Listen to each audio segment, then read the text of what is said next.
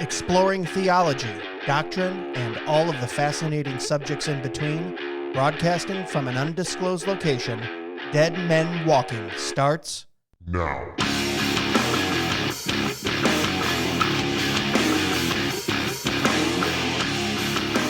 Well, hello, everyone. Welcome back to another episode of Dead Men Walking Podcast. Thanks for coming along for the ride. Thanks for checking us out at DMWpodcast.com. Thanks for telling a friend, reviewing, subscribing, all those things that help us grow, bring glory to God. And always at DMWpodcast.com. You can check us out, support us there. We got some fun merch, the Wine'em Dynam's Roman Ninum shirt, the Turn Down for Watts, the Isaac Watts shirt. That's a fun one. And of course, the Job 13:5. Why don't you shut up and let that be your wisdom? Sometimes you just got to quote scripture, and people seem to like it. But up top at the show, as you know, we have sponsors that we partner with that help this show, help us go to conventions and conferences and bring you guys content. So we want to make sure we honor them. Jacob Supply, it's that time of the year. Projects are in full swing, and you know where to go, whether you're an influencer or decision maker at your work, whether you own your own business, you're in the construction trades. These guys do 30, 40, 50% off building materials. They're located in Temperance, Michigan. But we've got guys, I was just there a couple weeks ago, and we got guys coming 12, 14 hours away because, 40, 50% off PVC decking, name brand appliances, lumber, metal sheds, barn kits. You need it. They've got it. They buy out wholesale. They also ship nationally, too. So if you can't make the drive up here, make sure you check them out at jacobsupply.com or call them 734-224-0978. Brother in the Lord, we got to support our guys that are building things. And let me tell you, the Lord has blessed his business because he is absolutely so generous and customer service top notch. So jacobsupply.com, check them out. Two conferences I wanted to tell you about really quick too. First one is Works-Based. This one's going to be fun because we have a gentleman who's speaking at Works-Based on the podcast today. And it's in downtown Fort Worth, Texas, June 28th, 29th. And it's going to be everything about what I just said, building things, Christian networking, understanding how to run a business, own a business, staff a business. It's going to be a time of also connection and making connections. And you're going to hear some great speakers like Andrew Crapuchettes, who's on the podcast today, David Bonson. He might know a few things about managing money. I think he's got a couple billion underneath his belt. C.R. Wiley, which that's a fun one. Theology Podcast is a great podcast. He's a historian and scholar, but I think the guy's got like 80 doors or something. I'm a real estate broker, and he's over there just renting and investing away. So guys like that, Steve Jeffrey, Dave Reese, come on, Armor 500. We love that guy.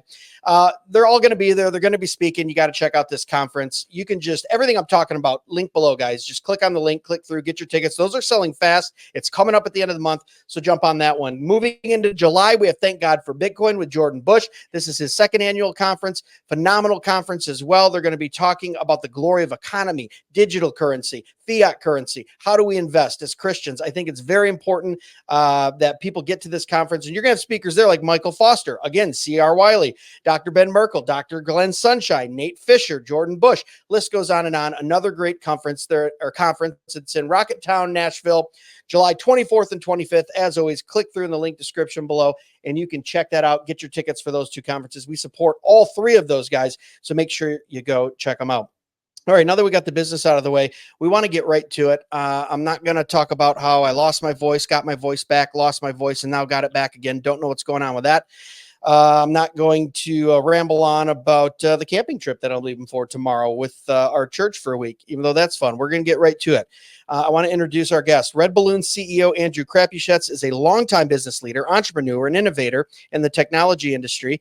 He has founded several successful tech-focused companies and is widely considered a global pioneer in the development and use of labor market data analytics, an industry he helped found over 20 years ago. In 2021, Andrew founded RedBalloon, which has quickly become America's largest connectors of employers and employees who prioritize a positive workplace. Geez, that's a lot of P's.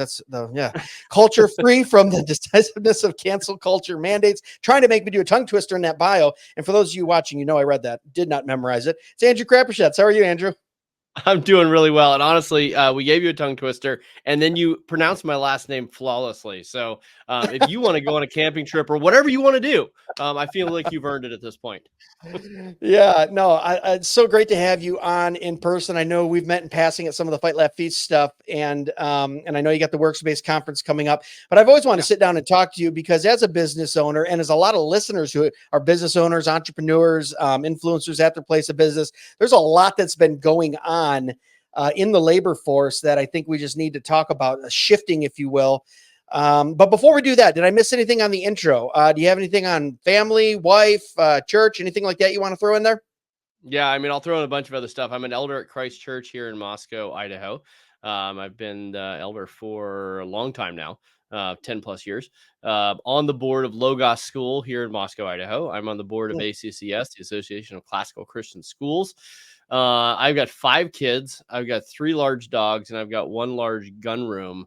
And I live on 60 acres, 10 minutes from the office. So all the dreams of, homesteading and all those things, I don't do any of those things. I just have a bunch of land and then I sit in front of a computer and work all the time. So but it's the good life and I'm happy. And occasionally go out back and relieve some pressure by shooting some guns, maybe. 100%. And then, I do the real estate thing. I'm doing a housing development. I have commercial property, various other things, but RedBalloon is my main jam right now. Well, let's talk about that. First of all, I want to know where the name came from. Second of all, I want to know, like, what's it all about? Because it is really just becoming so popular, even within the circles, and some of the circles I don't run in. I heard someone who is outside of my kind of reformed Presbyterian circle, and they're a mainline evangelical charismatic that was like, "Have you heard of this RedBalloon company?" And I was like, "Have I?" And so it's growing. And what is it? Well, name? Where'd you get the name, and what's it all about? Yeah, what in the world are you doing, Crapuchettes? I have to give you a little bit of backstory for this. Basically, so started a bunch of business. I moved to Moscow 25 years ago, saw that there weren't a lot of good jobs, but there's this great kind of church community, but without good jobs to fuel that, we're going to have trouble being able to build houses, build churches, build buildings, build businesses. We need high-paying, prosperous jobs to be able to accomplish those things. And I grew up in San Francisco Bay Area. I did the .com thing down there. Okay, God gave me skills. I should use those to bless other people. So I've been blessed to start a bunch of businesses, had a bunch of exits.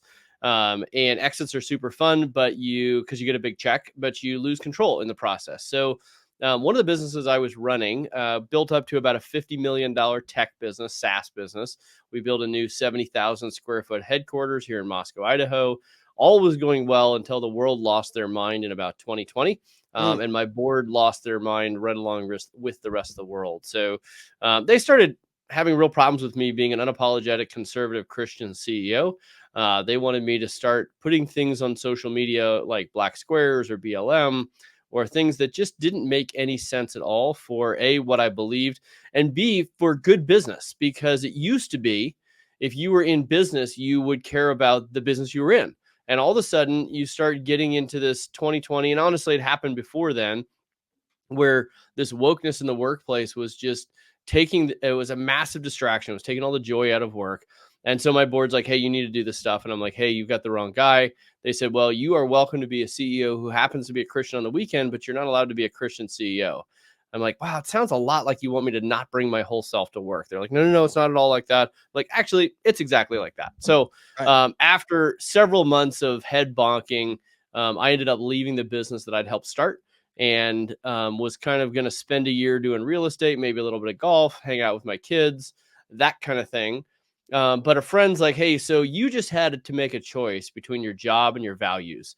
And by the grace of God, I chose the right thing. I chose my values and lost my job.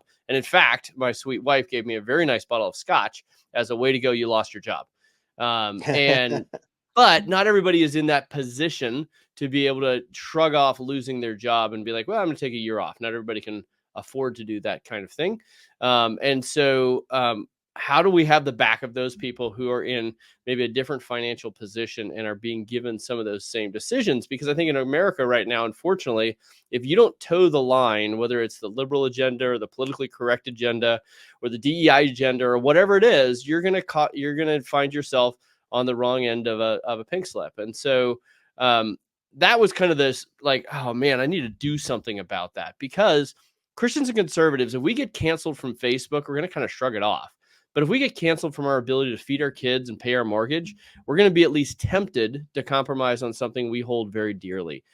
So that's where redballoon.work came from. The name is, if you've ever been on a hot air balloon. Have you been on a hot air balloon? I haven't. Okay, so it's a very weird sensation. So I did one in Dartmoor, England, with 3 of my 5 kids, and you go up there and it's perfectly still. Like there's no wind noise because you're going with the wind. You just kind of are along for the ride, and the way you steer the thing is to try and go up and down and find wind that's going the right direction. I didn't know this before. It's fascinating to me. And I had a British Airways pilot, because you have to be a pilot to run these hot air balloons. Also fascinating. And it felt a lot like looking for a job. This kind of, I don't have a lot of control. It's very quiet. I'm getting ghosted constantly. It is, and I was like, oh, well, then that's a perfect analogy for helping people. Also, balloons help you travel, like you go places. In fact, there's this cool story of this family that escaped from East Germany because they did it by building themselves a hot air balloon, and they floated over the wall. And we're able to escape. And so all these kind of analogies, and then people are traveling to red states or red businesses or red versions, parts of blue states, so that they can be free. And so it's like, okay, so red balloon, people are moving, they're traveling for freedom, they're finding a new job.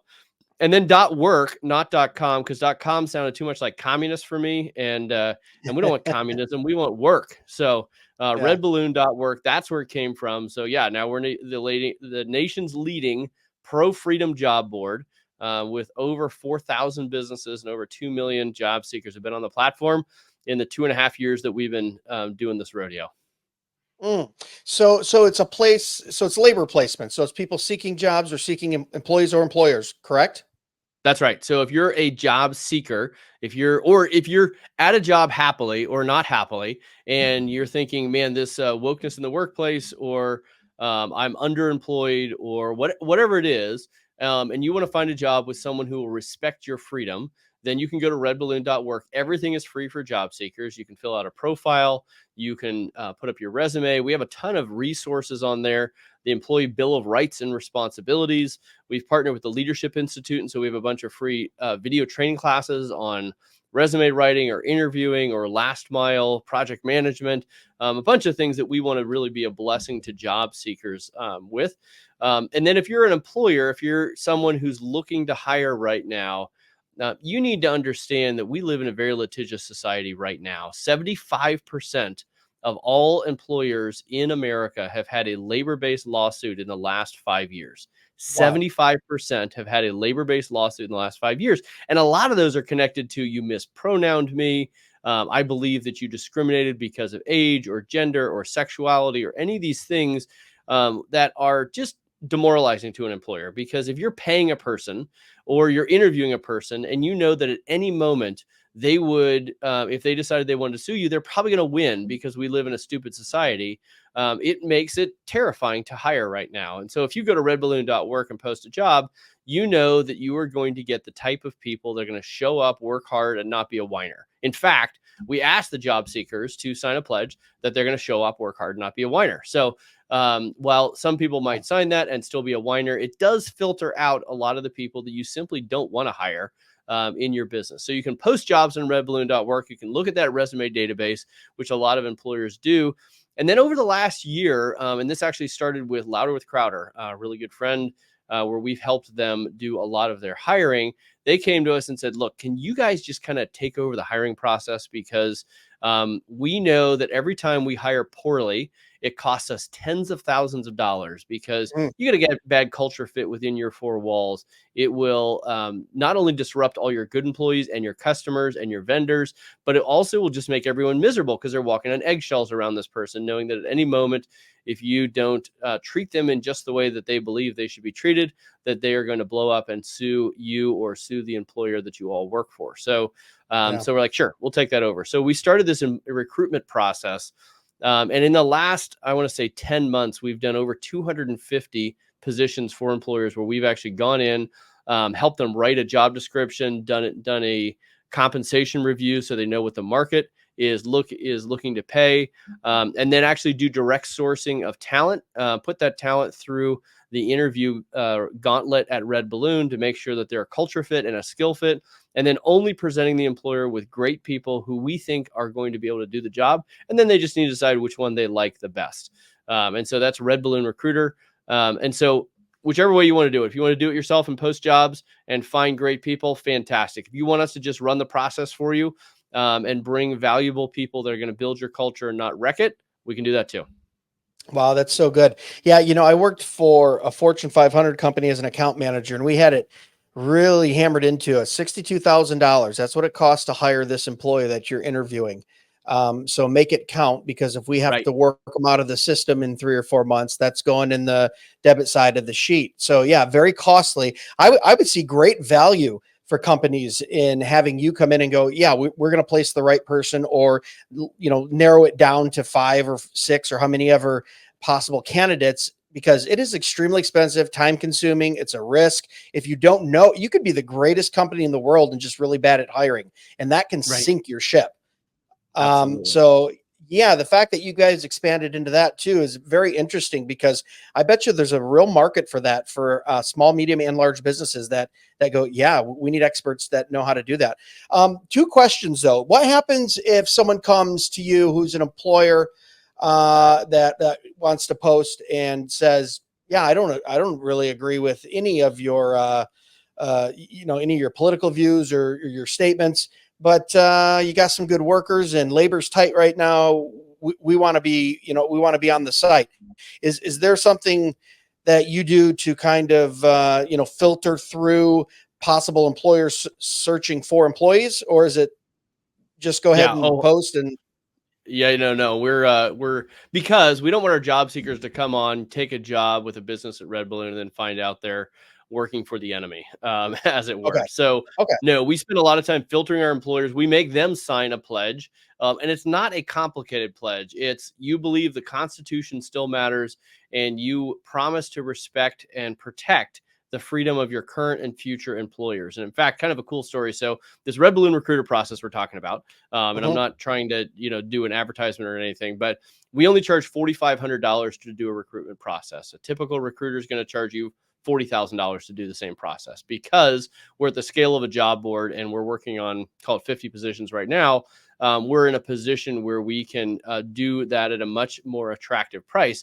And so I had a large marketing company call me from New York, and they're like, look, we believe in free speech and we believe in meritocracy, and we probably disagree on a bunch of other issues, but I desperately want the type of people that you have on RedBalloon, and your recruitment process might save me $30,000 per hire. Is there any way that I can use your service? And I'm like, well, you need to promise to protect the freedoms of your current and future employees. And that means no DEI training and no rainbow flags in June. And if you're willing to sign up for those things and actually let people live their values out loud, everyone doesn't have to agree, but you do need to not jam your leftist worldview down the throats of everyone you hire. If you'll agree to those things, then I'll allow you to use RedBalloon and, pay us to do this work. And they're like, fine, I will happily sign up for that because it is worth it for me. And that's where we want to get, because I feel like a lot of this parallel or freedom economy, so much of it is, well, I'm a Christian, you're a Christian, so you should pay me more money for my crappy product. Whereas the left is controlling so much, LinkedIn or Facebook or YouTube. If they censor you, it really can hurt. And so I want to be in a position where businesses on the right, like RedBalloon, like Public Square, et cetera, where we actually have the quality products that the left is like, look, I am willing to bend on my ideology because I am so desperate to be able to access this freedom economy. We're a lot smaller. Obviously, Indeed, ZipRecruiter, all the big job boards out there have way more traffic, way more people, and all those things. But we have the kind of people that any employer in their right mind actually wants to hire. So, so we do filter businesses, and our goal is, look, you can't work with us unless you're going to protect those freedoms.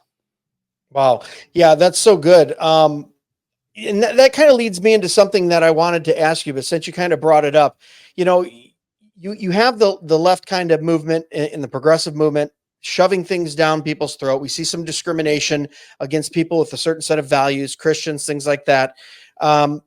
What is now with, when you take national polls, you've got anywhere from 47 to almost 60% of people who just go, yeah, I don't want to see it in the workplace. I don't want to see it in sports. Right. Yep. And that's being conservative. So why are big companies doing that? Why? I've never heard a good reason for that, because I think deep down, most companies are still free market capitalists, and they want to do the best job that they can do to get the money out of your pocket into their pocket, whether that's, you know, providing a better service, product, whatever it is. You know, some of them cheat a little bit, use the government regulations. That's a different episode. But my point being is, why do you think the push for this? Where's the profit in jumping on something that's now it's growing, but it's a minority view for most consumers? What do you think of that? Yeah. So if you look at the history of, I'll call it wokeness in the workplace, and I know some people are like, wokeness in the workplace, is that just a straw man that you're just using to try and prop your business up? Like, the stories that I have heard through all of this will curl your hair of, a lady at Microsoft who was actually fairly far up the food chain. She was using her Teams meeting and she had an American flag for a background. And she was told by HR the next day that that was triggering to some employees, and she was never to have that on her background again, because it's a sign of white supremacy in America, right? An American flag on her Teams background. She said literally, and this is her words, next day, a different employee had a background image of a black man being lynched. And the caption said, "A good man died at your hands today." It's straight out of the CRT playbook. And it is this like, think about if you're in that environment, like, it is demoralizing. It is, I think DEI is actually a liturgy designed to try and change the worldview and change the thinking of conservative employees. So wokeness in the workplace is not a straw man. It's real. It's having an impact on a lot of employees. If you look at the history of wokeness in the workplace, and why did these big businesses, great question, why these big businesses decide to ostracize at least some of their customers, employees, vendors, etc., you can track it back really to 2008. 2008, if you remember, we had the Occupy Wall Street movement. There's all, the economy crashes because we had this house of cards in Wall Street. The housing market crashes. And then we have this Occupy Wall Street group that is saying big banks are evil, big corporations are evil because they're making all this money and we're poor and we're greedy and we're envious and therefore we want your stuff. And so big businesses kind of looked around at that moment. And you can see this. A number of books kind of cover this. Vivek Ramaswamy's Woke Inc. talks a little bit about this. But 2008, businesses are like, okay, so how do we solve this problem? Because we know we don't want to change our behavior. We just want this problem and we're not giving them any of our profits. So we're not giving them our profit. We don't want to change behavior. How do we make it go away? And they looked around and they said, who has the biggest microphone in our society? Well, it was the liberal media. They're like, great. If we can say the things that the liberal media will be happy with, then we can get away with whatever we want. So if you're Nike, you can decry the sins of slavery and white supremacy while effectively using slave labor to make tennis shoes in somewhere in Southeast Asia, right? As long as you say the right things, then you're going to be fine. And that worked. The problem is words matter. And so when you say that stuff over and over and over and over again, and then you hire a recent college grad out of a woke Marxist university to be your head of HR, and then you've said this stuff over and over again, everyone starts to believe it. And all of a sudden you believe that this is the way you should do things. DEI, CRT, microaggression training. I talked to someone who was at Silicon Valley Bank after they went out of business. And he's like, look, the CEO said things that just, you cannot believe that an American would say that to another American. The things like, I wish people would go to, all the unvaccinated people would go to an island and die together. That was said, that kind of thing is said. And they go through this weekly microaggression training. Well, the problem is, he's like, we all knew that the bank was going to fail, but we knew that if we went to the credit department and told them that, it would be seen as a microaggression. We'd be written up by HR. We'd be tarred and feathered and probably lost our job. So let's just ride the Titanic into the ground, lose our job, and go that way. So unfortunately, that's what's happened. Is they, back in 2008, they're like, okay, we'll say the things that'll make people happy. But the problem is when you compromise like that, when you start to just say the words to try and make everyone happy, you start to believe it. And this is where a lot of conservatives and Christians, they're like, I go through a lot of DEI training, but I just kind of tune it out. Be careful. It is having more of an impact on you and on your family than you realize. And if you don't stand up, if you're just the person who self-censors, go along to get along, that is affecting who you are as a person. don't think it has a zero impact on you. So I think that's where it came from for all these corporations. Wow. No, that's very well explained. And I would agree with that as well, too. I'd heard that theory. And the more I look into it, because I was around then too, you did see a shift of placating by the corporations and no real change. But then it started as placating and platitudes. And then, like you say, you repeat it enough times, then you have to start acting it out and start believing it. And now That's we're, right. we're getting into the next generation removed where they're coming through the universities and they actually do believe it. You sit down with someone who's 16, 17, 18, 19 and believes that way, they will look straight in your face and say, there's no such thing as two sexes. Gender is a spectrum. It's just what you think. And I can claim to be a chair. I mean, I've had people tell me, there's a guy in Japan who's turned himself into a border collie, and that's completely legitimate. That's fine. So, yeah. So in the workplace, especially, it's tough. I mean, Right. I know we chuckle at that, but it's a deranged, horrible thing when you support Yes. something like that, when someone has a mental illness, so yeah, so let's get into the workplace stuff, because I just want to take a snapshot since you're in this industry.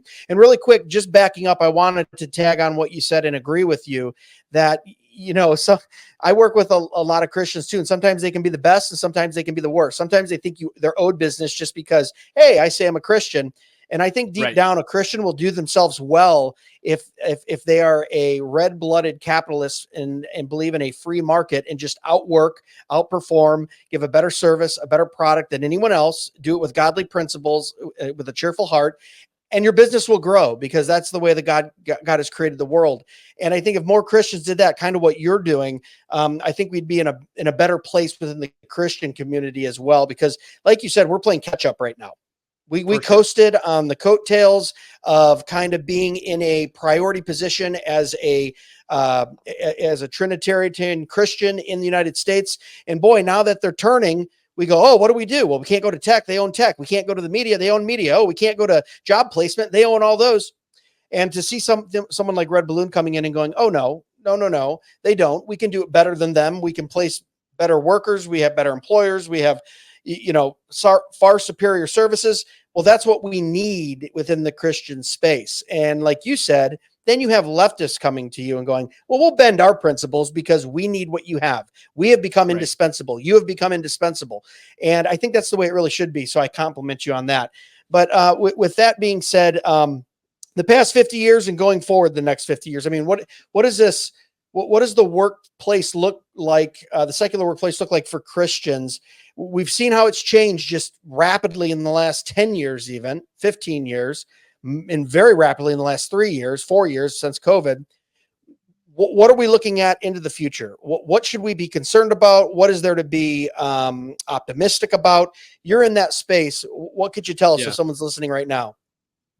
Yeah, if you look at the future, I think, you always, the best way to predict the future is always to look at the past, because, Ecclesiastes, there's nothing new under the sun. It's all come around before, and it's going to come around again. So if you look at the workplace over the last 50 years, you had a generation, my parents' generation, who believed that neutrality in the workplace was a possibility. They believed that as long as you didn't talk about politics, and as you stated, you ask many Americans today, they'd like to stay away from all of those things.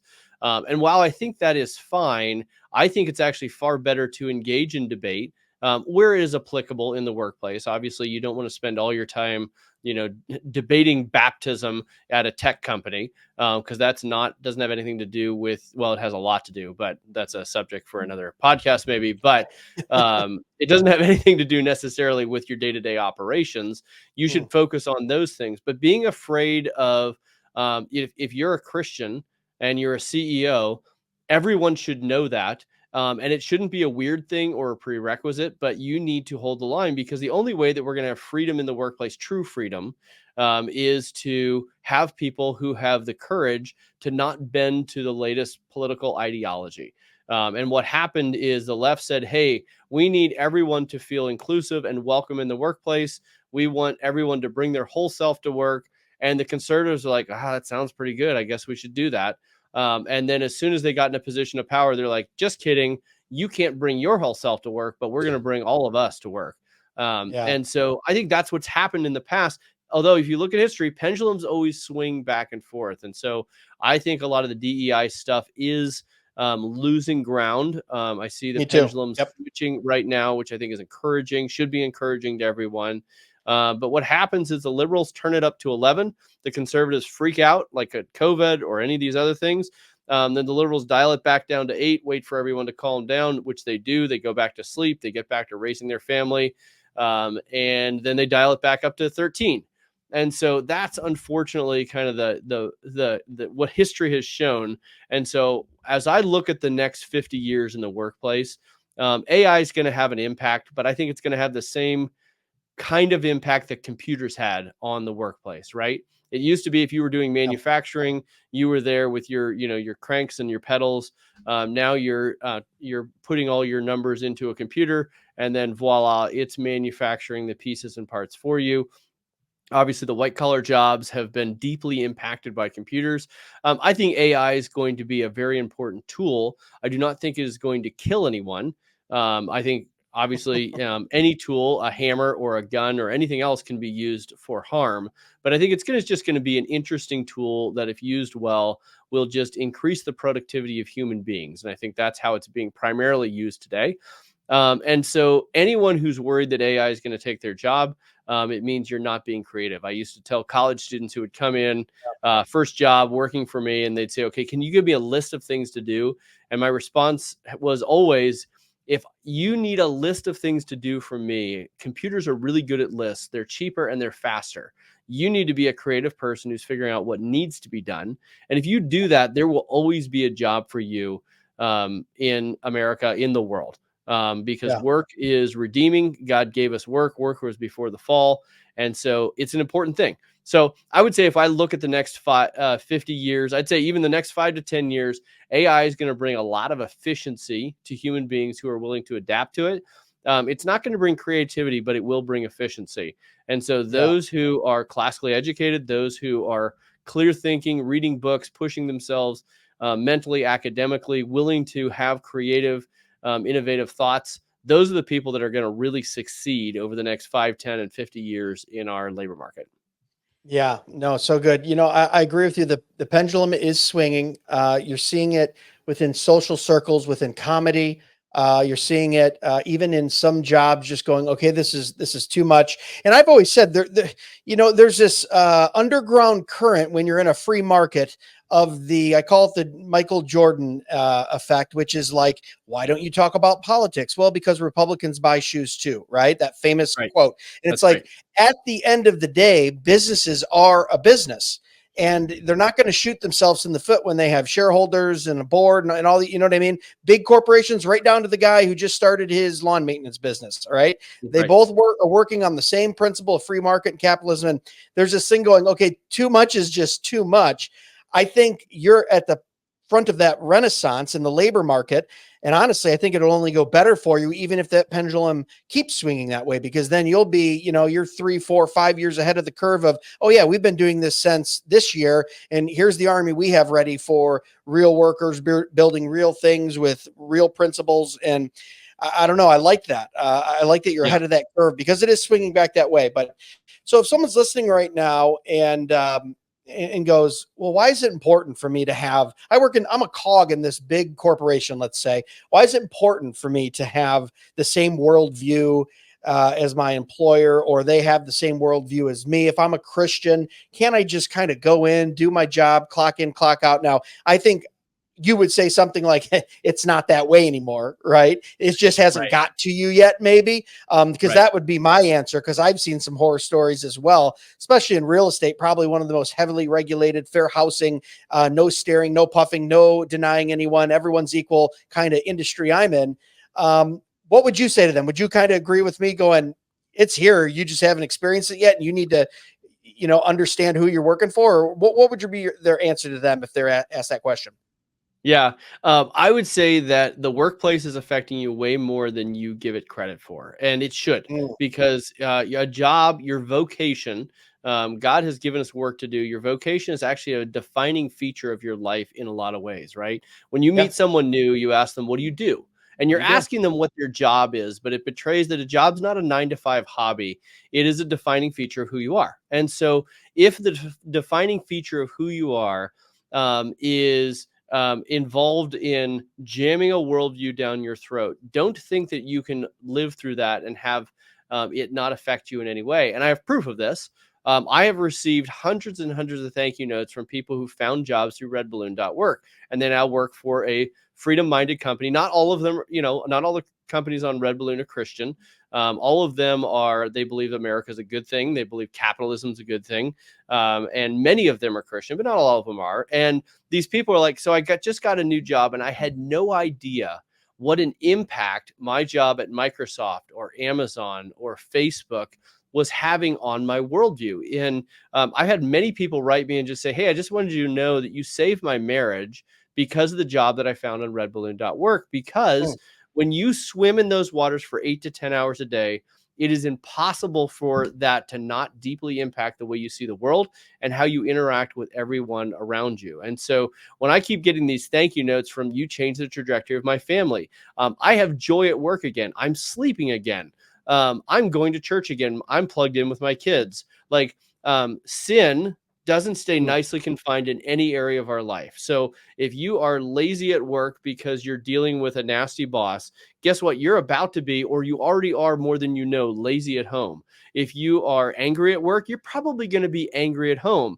I had a single mom write me and she said, I didn't realize that I have been an angry person for the last 5 years because of the job that I had. I found a new job where I was working for someone who just let me live my values out loud, who valued me because of the merit that I brought, not because of my skin color or my sexual orientation or any of these things. And she's like, and I realized I was about to lose my 2 kids because I was angry all the time. And she said, there was a moment she came home, she'd had this new job for a couple of months, and one of her boys is like, Mommy, why aren't you angry all the time anymore? And she's like, oh, right. Wow. But That's huge. So that's my encouragement to people is you have no idea what an impact the job is already having on you. And they're coming for you, right? I've had guys call up and say, hey, I was just told I'll never get a promotion at this business unless I become a woman. I couldn't start a woman, but if I decide to transition to a woman, then I'm going to get unbelievable raises and promotions within my business. Well, that's evil. That's not just like gross and a funny story. That's evil.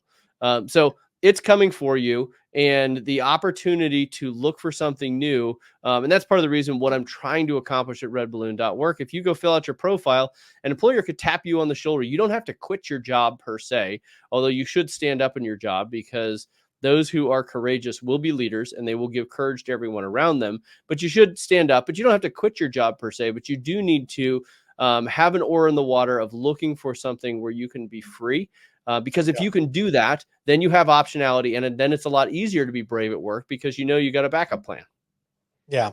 All right. Let's put bookends on this, and we'll move on to our next segment. But before we do, I just have to say I've been saying this for probably 10 years, and I just repeat it to all guests just to get it out there in the ether. You know, I would really love a national database of all believers that I could refer and use their business. You know what I mean? Like when I need a new roof, I want to go to like my county and be like, all right, where's that Bible believing Reformed brother that I can hire and give him my money instead of some Joe Schmo down the street that just paid for more advertising and get himself at the top of Google search or whatever it was, you know? It's so just put it out there. I don't know. You're in the labor market. Maybe you create some networking website or something. I'd be all for it because I really do believe we should support each other. But before we get into our fresh 10, can you throw out, now everyone knows where to go. It'll be linked up for redballoon.work, but do you got any other websites or socials or anything? Do you do anything online if you want people to follow you or anything like that? Yeah, I'm a newbie to social media. I try and do things on occasion. I always avoided that kind of thing, just to be honest. But you can go to Crapuchettes, and yes, it's the normal spelling of Crapuchettes. Crapuchettes. Normal. And on Twitter, probably Instagram, Facebook. I never check. So if you send me a message on Facebook, I'm never going to get back to you. LinkedIn is probably where I'm the most active. So you can go and follow me there. And then at Red Balloon Work, we've got a pretty active presence on all the major social media platforms, the woke ones and the non-woke ones. So yeah, absolutely. Go and follow, see what's cooking. in the Red Balloon world. And we're going to give job alerts. We're going to give you news alerts. We're going to tell you about businesses that A, you should work for, and B, you should support, because I agree. We should be supporting people who don't hate us, don't hate our worldview, and don't hate our country. Yeah, no, well said. All right. When we have first-time guests on, especially interesting guys like you, we like to do what's called Fresh 10. We ask you 10 rapid-fire questions, kind of fun to get to know you a little bit more. Would you like to stick around for that segment? 100%. All right, let's do it. Yo, can we kick that one more time? Let's go.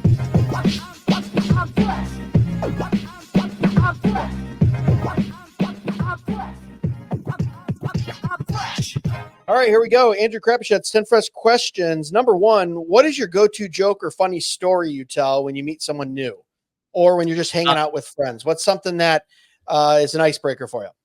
Last name. My last name has multiple swear words built into it, and there's so many things you can do with Crapuchettes. I worked for a university once, and they gave me an email address. It was the first letter of my first name and the first 5 of my last name. So I was crapu@uofi.edu. Yeah, I guess when you have it built in like that, the jokes write themselves. All right. Number two, what do you wish you had known even 10 years ago, or something you know now that you wish you would have known when you were younger? I started a housing development here in Moscow, called a $10 million project. I thought, how hard can a housing development do? Raw land, putting in a bridge, lift station, all those things. And the answer is a lot harder than I thought it was. So that has been more work than I could have even imagined. And God is good, and we need housing, but I would have told a younger self, don't do it. Yeah. Yeah, because you had a 50% partner over there with his arms crossed called the local government looking at you. That's right. Exactly. All right, number three. What 3 albums are you taking with you on the deserted island? Or 3 artists, 3 albums, 3 songs, a couple songs, something like that. What kind of music you listening to is what we're saying.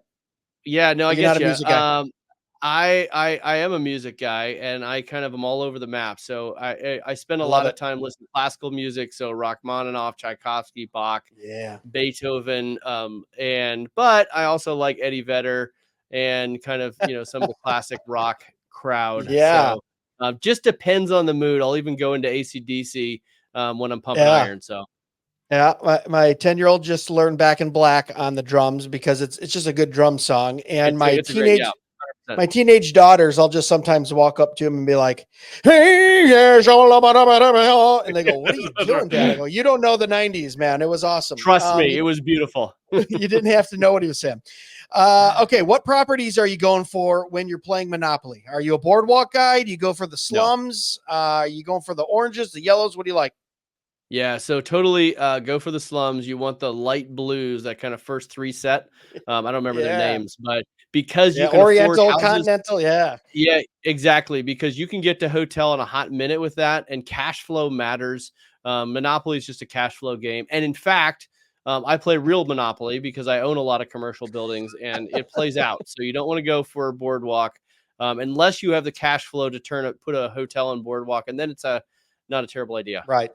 There you go. That was somehow I knew that question you were going to answer precisely, and probably the best answer. We've asked, James White, Doug Wilson, Sam Storms, all these guys, and they kind of look at me and they go, "What? I don't know. What colors are there?" And then you were like, "No, it is a cash flow game." It's a cash flow game. And when you played real Monopoly with, multi-million-dollar businesses, you find out it's true. Yeah, absolutely. You came through on that one. All right. Question number 5, moving right along. What's a movie that you can watch again and again and again? I always ask favorite movie. People go, "I can't pick a favorite." I go, "Which one do you watch over and over?" That's usually their favorite. So which one are you putting in and just watching or streaming? Yeah. The classic Princess Bride, I've watched that more times than I'd like to admit. I like Gladiator. I like how he dies for, his country and his family, and is a dude. And I think we need more masculine movies, and I think he's masculine in the movie. So I like Gladiator. I have a lot of probably movies that are top, 100 movies, Oscar winners, great actors, and people go, "Yeah." But one that I always fall back to and people go, "Really? I've never even heard of that," or "It wasn't that big," was Payback with Mel Gibson. It's a weird little movie where he's just owed 70 grand. He's just trying to get his money back, and they all misunderstand him. And it's just, I know.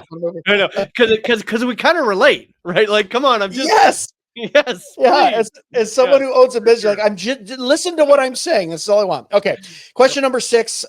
You're in the DeLorean. The flux capacitor is fluxing. Are we going back to the past to visit our great great great grandfather? Or are we going to the future to visit our great great great grandkids? Which one are we doing? Go in the future. Yeah, you post millennial by chance? Yeah, 100%, 100%. Yeah, No, I want to see what see what you're building. they are crushing. I know they're going to crush stuff. I want to see how it's going. All right, I love it. Question number 7. What's the best piece of advice someone has ever given you? I mean, this is going to sound very cliche, but I remember when I was 16, I went to my mom. I'm like, man, I want to be wise. Like I see people that are wise, and I'm a 16-year-old, and I was the 16-year-old who did stupid things beyond what should be aired on YouTube. And much of it was because I had friends on Team Rollerblade, and we did things on our rollerblades that I should be dead lots and lots of times Yeah. over. And I'm like, all right, mom, so how do I get wise? She's like, read your Bible every day, stupid. And so there you go. Read your Bible every day, stupid. I like it. Question number 8, just a few more left. When you're creating, when you're thinking about business, when you're going, okay, we're moving in a new stage, I got to get serious about something. Is that in the morning, the afternoon, or the night? What kind of person are Night. you? Where does that night? I'm Yeah. a night person. I do mornings on, I've done a bunch of Fox interviews at like 7:30 East Coast time, and you're like, this is so stupid.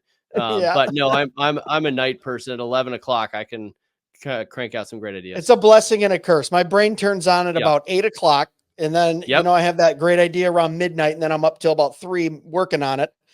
100%. And then you pay for it the next day when you get up for a Bible study and homeschool with little ones. All right. Question number 9. We got 2 left.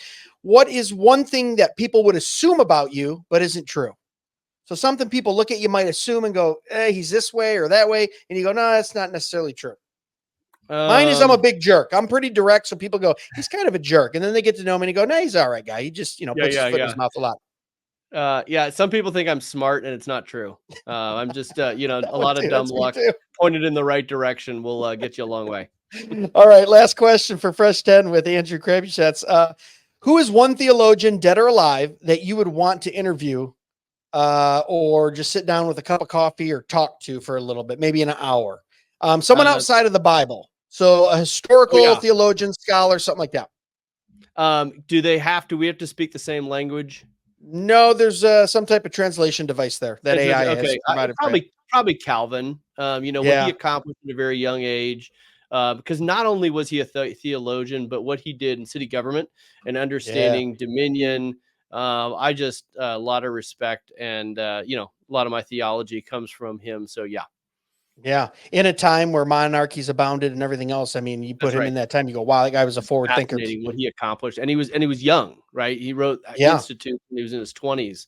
So it's pretty incredible what he accomplished in a small amount of time. Oh, when you read Calvin's bio, you definitely feel depressed. You feel behind the curve. You're like, well, he was doing what when he was 26? Exactly. All right, there we go. That was Fresh 10. Kick that one more time, let's go.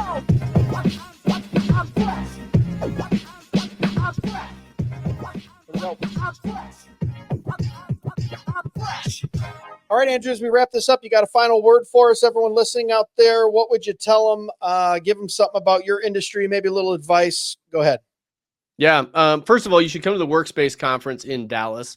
I will be there with some other dignitaries. They needed a bald guy. I guess it was a diversity quota they had to accomplish. So ta-da, I made the list. But I would encourage you to come to that. I think it's going to be a great conference. It's going to be a great opportunity to fellowship and to just be reminded that work is warfare in a lot of ways. And we need to be reminded of that as we go out into the world. I would also encourage people. It can sometimes be overwhelming when you see what's happening in DC or in New York or in Ukraine or in Korea or Beijing. You see world events, and it's very easy to forget that you're a post-millennial if you are, or just forget that God is in heaven and he laughs them to scorn. And so my encouragement to people is it's not doing you any good to sit on your couch and watch TV, particularly Fox News, and just wring your hands and think how bad the world is. go do something. It would be better to do something poorly than do nothing at all. So get off your couch, go bless your neighbor, go start a business, go buy a building, go teach your boys how to do something really hard where their hands are bleeding at the end of it. Because if you do those things, God's going to bless it. When you are a boat and you're just sitting at the dock, it's steering doesn't do you a lot of good. But when you're out there doing stuff, the steering actually gets you somewhere. So that's my encouragement is don't be lazy, go do stuff. You just got me hyped up, man. I own 3 businesses. Go, I'm about to baby. go start a 4th now. What the heck? What's going on? Andrew, thank you so much for taking time with us. I appreciate it. Thanks for having me. Yeah, guys, remember, as always, anything we discuss, all linked up in the description below. You can click through his site and learn more about Andrew, RedBalloon, all that stuff. All the conferences we talked about will be linked there as well, too. And as always, if you're an advertiser and you want to reach tens of thousands of people each week on a podcast, we might be right for you, but we do go through a little process. Make sure you're right for us. We're right for you. But reach out at dmwpodcast.com. As always, guys, remember, the chief end of man is to glorify God and enjoy him forever. God bless. Be sure to check us out at dmwpodcast.com, where you can purchase the best and snarkiest merch on the internet, support the show, and leave us a review or message. Dead Men Walking can be found on Facebook, Instagram, and YouTube at Dead Men Walking Podcast, and on Twitter X at Real DMW Podcast. The Dead Men Walking Podcast is part of the Fight Laugh Feast Network. For exclusive show content, be sure to download the PubTV app and become a member. If you're a business that needs to reach hundreds of thousands of potential customers in your demographic, podcast advertising might be for you. Send all inquiries to deadmenwalkingpodcast@gmail.com. None your biscuits.